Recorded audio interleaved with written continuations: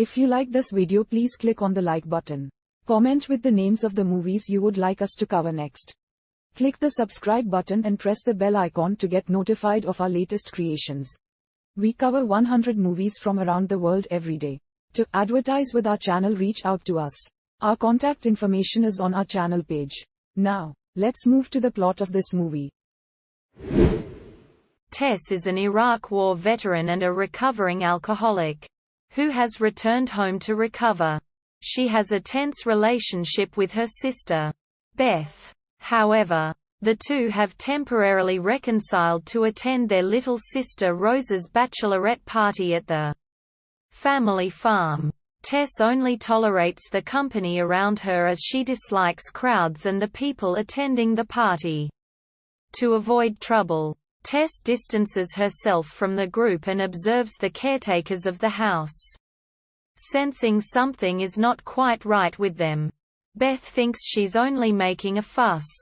Later that night, as the rest of the bachelorette party enjoy themselves with a male stripper, Tess goes outside to be alone. Rose comes out to check on Tess.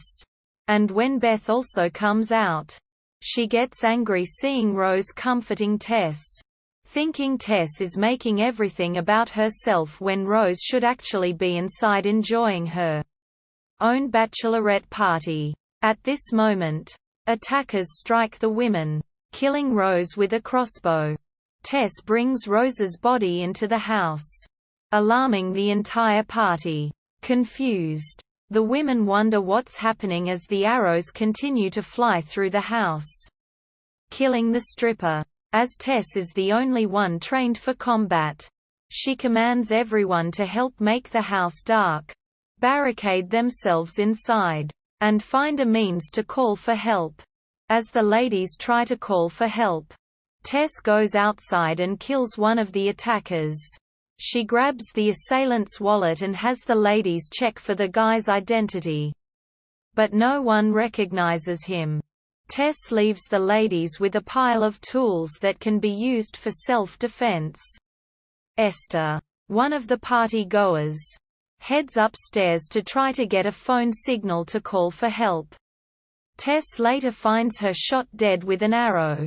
Perry, one of the attackers, makes his presence known and demands his money, which is inside the house.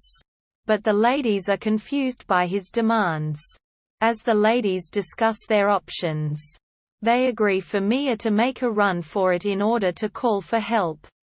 Before leaving, Mia tells Tess she has had a crush on her since high school. Mia runs to a nearby house while luring away one of the men but finds there is no phone connection. Mia's pursuer catches up to her, and she is forced to bludgeon him to death. The remaining women are waiting for Tess to return when someone knocks on the door. Devia, another partygoer, opens the door, hoping it is Tess, but it is Perry and his men. They kill her with an arrow and storm into the house.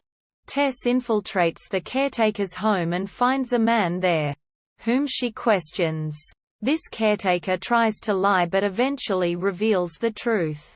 The caretakers have been peddling meth for Perry's gang, and they're hiding the drug money from them.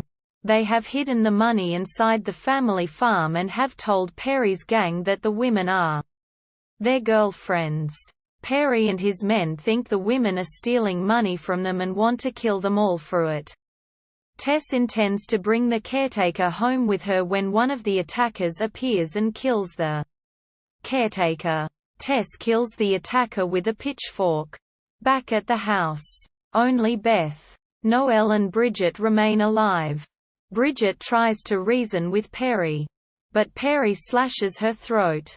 As Perry searches the property, Noelle offers oral sex to one of the captors, Tim, in exchange for her freedom.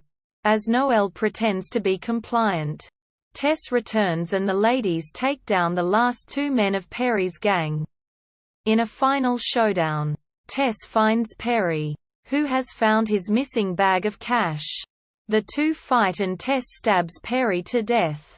As the sun rises, Tess emerges from the house, bloodied, with a beer in hand.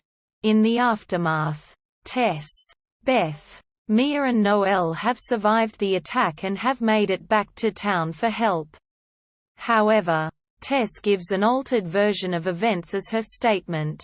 Tess tells the authorities that their attackers captured them, killed several of them, and subsequently turned on each other after they found their money. Tess explains that they managed to take out 2 of their attackers in self-defense before coming into town for help. The sheriff doesn't believe a word of her statement. But Tess is allowed to leave, albeit with pending lawsuits.